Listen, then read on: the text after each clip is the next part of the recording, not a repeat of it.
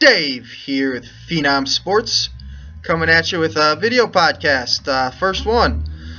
So I sat down with my good friends Mike and Gina over at High Performance Fitness. We sat down, talked the history of their gym, about their culture, and then split this up into 3 parts. So look for parts 2 and 3 in the coming weeks. Until then, sit back, buckle your seatbelts, get ready for some knowledge bombs. Boom! Dave here with Phenom Sports, coming at you live. High Performance Fitness. I'm sitting with Mike and Gina, the owners and president and CEO and all that good stuff of this great facility in Matteson, Illinois. Going to come today. I want them to talk about the culture they've built and kind of a little bit about the history of their business, starting from day one. I'm fortunate enough to have met them because I saw a Facebook post. Thank you, Elite FTS. Got to plug everybody we love. And I just showed up one day, and it's been fall 2012, so it's been almost 6 years and a couple months. Yeah. So let's talk about where you've been the last decade or so that brought you to today. And well, first of all, thank you for having us, man. Thank you for taking time out of your busy schedule to sit down with me. Like, I'm nobody. I'm trying to be somebody. Oh man, you're more than you think, man. But yeah, welcome over here. We met Dave, like you said. We were opening up our facility, and it was just cool to see how we put our stuff on social media, saying that we were going to open up our facility. And I had an email from you. Remember that? Yeah. And just wanted to see if he could help us out. And then, 6 years later, here we are. Yep. Been a hell of a ride. Oh yeah. Let's see. How did it start? Well, I'm born and raised probably a couple blocks away. Born and raised in Park Forest. I played football all throughout high school. Played football all throughout college. Competed in karate. I went to Vienna, Austria, for the World Karate Championships, and that was just a good experience for me to get my athletic base and to be able to just learn what we're doing over here. Yeah. So you. I know the story. So you were training at a place called Quality Classic. Yeah, Quality Classic in Park Forest. Is that still there? It's still there. Still there. Still going strong. Okay. Alan and Earl, they gave us a chance. They gave us. They rolled the dice on me. I was out of college, and I was able to. I wanted to be able to give back to my community. And when I came out of college, I was able to get my personal training certificate. And wanted to be able to help people in my community by doing physical activity and being able to make them stronger. Alan Earl, I was training over there with my own goals. I was going to be competing in powerlifting, so got to meet a lot of good people over there. And this one right here pushed me to just take it a step further. And how did you do that? I mean, that's a long time ago. I don't know, but. Yeah, I mean, I think we knew our potential. Right. I think that was the thing. We saw what we could do there, we meaning him training and me feeding his mind through, our relationship already and pushing him to be better. I was in school for my own goals, so we're kind of always challenging each other with, studying and learning new things and keeping up on our craft. And I think we saw the impact we were already making by building a brand around high performance fitness and what we wanted it to be, and what Team HPF meant, which the short of it is family. And I think we realized we had the potential to make something big and great out of what we were starting to grow, at Quality Classic. So, just push them. I'm like, well, I mean, we could do this. Standing in someone else's gym, and we knew it was a family-owned husband and wife team, and it was kind of like, we could do this. We could definitely do this. Why not? Why not us? I think we just kept pushing each other, and we were always working on stuff. I mean, from the beginning, when we first decided on the name. I remember some other names we were considering that before we decided on High Performance Fitness, and then also hand drawing different logos because we weren't sure what we wanted the logo to look like. And these are the types of things that I would, be helping him and we'd be working on together outside of gym hours. While, I was in school with my own stuff, like he was training over there, but at our time together, we'd always be working on something, for each other. Right, and you went to a Learn to Train seminar. Yes. It always circles back to one guy. I feel like everybody in this industry, it always circles back to that guy. For some reason, you asked him a question, and that was kind of the start of you finding a place and opening your own personal center outside of someone else's facility. Yeah. That gentleman you're talking about is Dave Tate, the owner from Elite FTS. So what they put on all the time is that they bring the greatest minds in strength conditioning into the strength world together to be able to teach us to make us better at our craft. So I was able to go to their seminar in Ohio, and it was right during the point where I was already training people at Quality Classic, and I wanted to take the next step, but I just didn't know how to get there. One of the questions I asked Dave Tate was, how, as a business owner, starting off with this facility, or wanting to open up a facility, what's the first thing I have to do? And he gave me some good information. First told me to make sure he gave Matt Goodwin a call to order some Elite FTS equipment. That was a good plug. But really, he asked me why. Why did I want to open up? And he just kept on drilling me on the reason why I wanted to do this. And that was really important to be able to find my why, because if I didn't have my why so solid, that we wouldn't be able to succeed. The reason being is because having a business, you're going to be pushed to the limit of frustrations. There's going to be things that, lots of stress. But your why has to be so dug inside of you, where anything that happens, your why should be so strong that nothing even matters. And it's worth it. Yeah.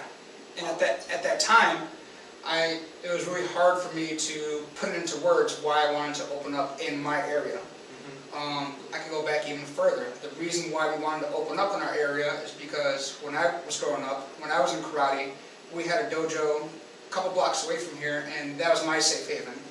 I was able to travel the United States, go across the world, and accomplish great things. But if my friends were able to do that same kind of thing and be involved in something really, really good, that they wouldn't be dead or in jail right now.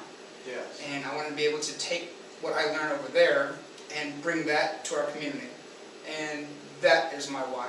That is your why? Is to be able to give people, want to use strength conditioning as a tool to make people make the best out of their lives. And just by getting bigger, faster, stronger, and that's the easy part. We're good at that. But we want to be able to have our people succeed outside those doors. See something real quick. Okay. It's just making sure I was freaking out. Did I turn that on? Okay. I can Start over. I can edit that out.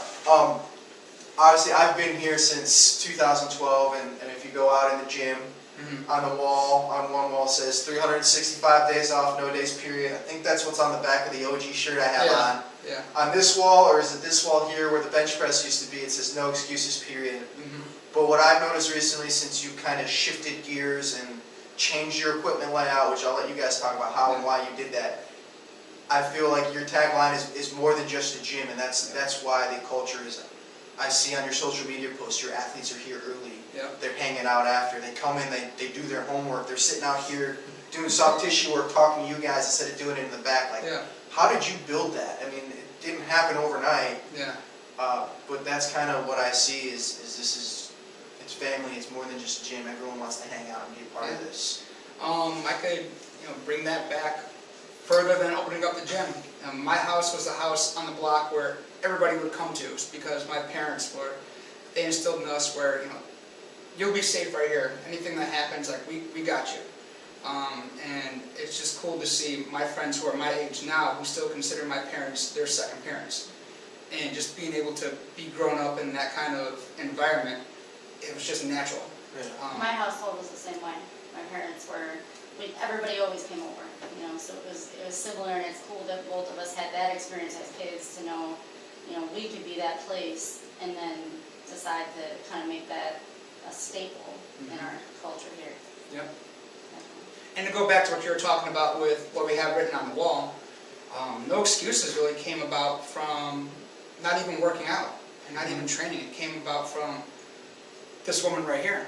No excuses, period. Like, there's nothing that you can't accomplish if you don't work your butt off for it. Life's going to give you so many struggles and so many obstacles that you're going to have to overcome, where it doesn't matter what happens, that you're gonna be all right if you just work really hard for it. Yeah. And then to talk about the saying that's on your back, 365, no days off. That is, doesn't matter if it's a training day, doesn't matter what you're doing. There's always an opportunity for you to get better.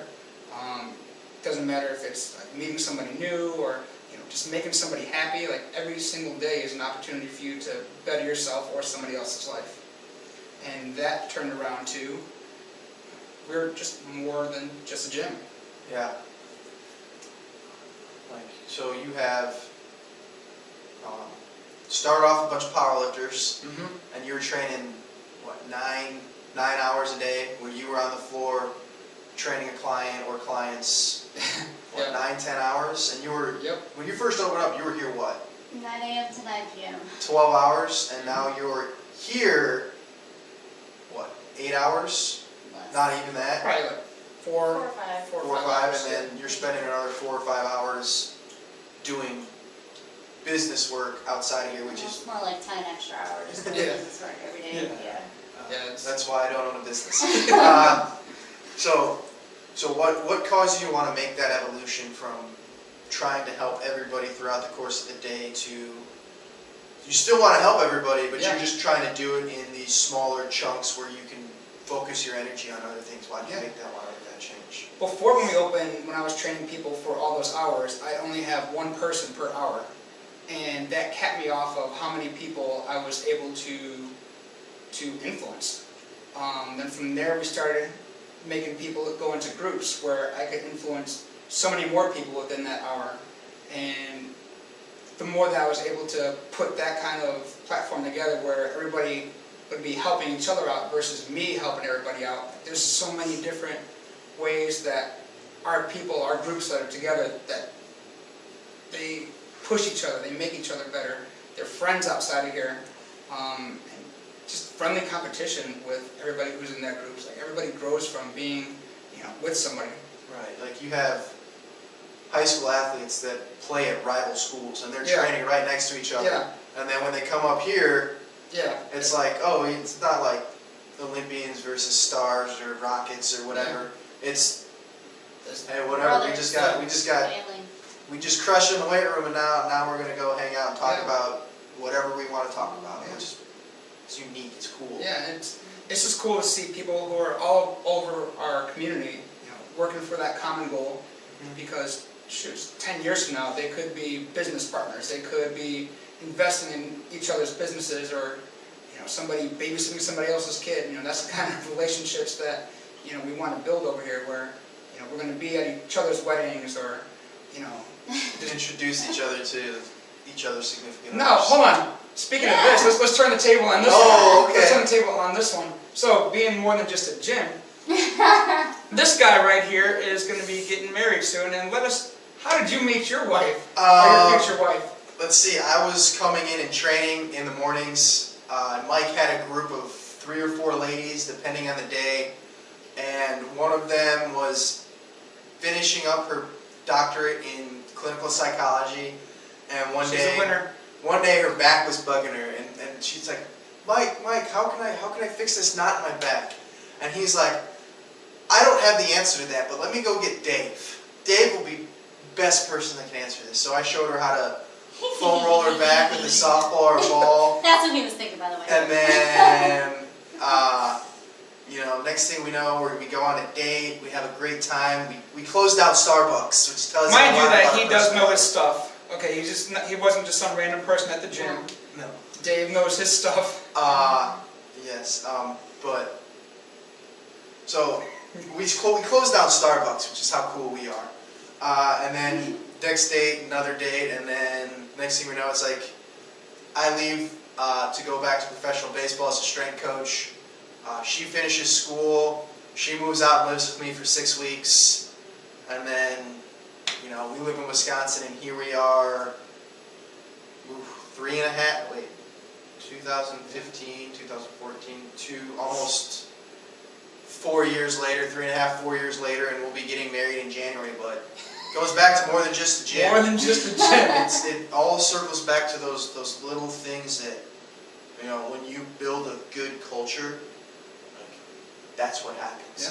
It's just, is it Gary Vee? It's one of these people that you guys always tell me I need to listen more to. Is like, what you put out is what you bring back. Yeah. And there's been nothing but positivity here. If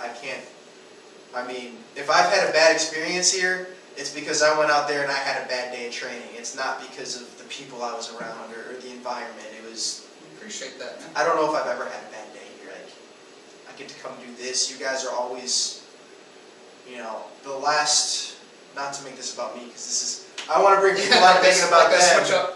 But it comes back to me like the last, basically, 1.5 years of my life have probably been the hardest 1.5 years of figuring out who I am and what my voice is from a social media aspect, from where I want to go with my career, because I went from training the best in the world at what they are, and that would be big professional baseball players, to not having a job.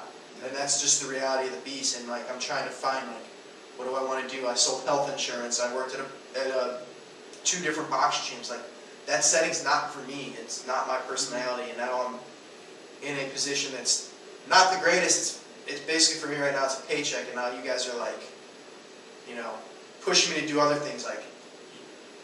We wouldn't be sitting here if it wasn't for you, because you're the ones that have given me the kick in the ass to do this. To write the books I want to write, which we should probably talk about, but not on the camera. That's top secret stuff. Yeah. And then the other things that I loudly blurted out an hour ago that are going to change things going forward. I just think that my current paycheck, there is one thing left I want to complete, and then I can be done. I want to take my 2 track athletes. I want to finish the program I've laid out for them and push them to the end of the season and see what results. Because I've never done that. Yeah. I've never been able to put my fingerprint on something and say, I wrote that program. I helped them. It's not about me. It's never. Even you'll say this about your athletes. You didn't lift that weight for them. You didn't tell them to come in. All you did is push the buttons. Yeah. That's all we do. They do the work. It's all about getting them to just kind of give them the push out the door and give them the direction, and make them then they realize do their the work. potential. Right, and I think I lost that for a little bit. It's not about until the Special Olympics thing. I was ready to completely walk away from this profession. Just I'm done. Yeah. And then I go to train some kids for the Special Olympics, and meet day comes, and they all set PRs. I'm like, that's why I do this. Yeah, and that's that why. Right. That why is it's ingrained in us, and just this kind of conversation that we're having here is the reason why we do what we do. We just happen to be really good at making people bigger, faster, stronger. We happen to be a gym. Yeah, we happen to be a gym. It's more like therapy and counseling, friendship, family. You just do it. You just happen to instead of delivering it in a medical setting, right? Yeah. You're delivering it in a gym, which is realistic. I think. I think we both started lifting weights for the same reason: is we wanted to be better athletes. Yeah. Neither of us is gifted physically to be a professional athlete. Let's be honest. No matter how hard we worked, that was probably never going to happen for us. I wanted to be the Chicago Bears center when I was 5'6", and then I go to college, and I'm the smallest guy on my team. I think we both wanted to play offensive line or defensive line in the Chicago Bears, but we're both 5'6". When I met you, what, pushing 300 pounds? Yeah. Over. Yeah. Yeah. Now you've got your health straight, and Yeah. you guys, we could talk about Gina and her precision nutrition, putting more Yeah. energy out, but that wasn't going to happen for us. So we discovered weights to be better athletes, and now we're both in our 30s. Like, we don't lift to be better athletes. Yeah. We lift because it's therapy. Yeah. That's like, you having a bad day, go lift a weight. Yeah. Having a great day, go lift a weight. Yeah. It's just, for one, it's healthy and, Yeah. It's about quality of life yeah. at Exactly. this point, It's not Right. about getting to some, professional level of athletics for us. Yeah. Right. Like the reason, I want to be able to make sure my health is up to par, so I could better serve the people who are, in these doors. Mm-hmm. If I'm sick or if I'm out of shape and I'm tired and I don't have energy, what good am I doing to the people who depend on me to make them better? Right. So it's crazy how everything comes full circle, where we started this because of what we wanted to accomplish, and now it's, here, I have this, I want you to be able to Yeah, and accomplish it too. you've developed that, your training, and then Gina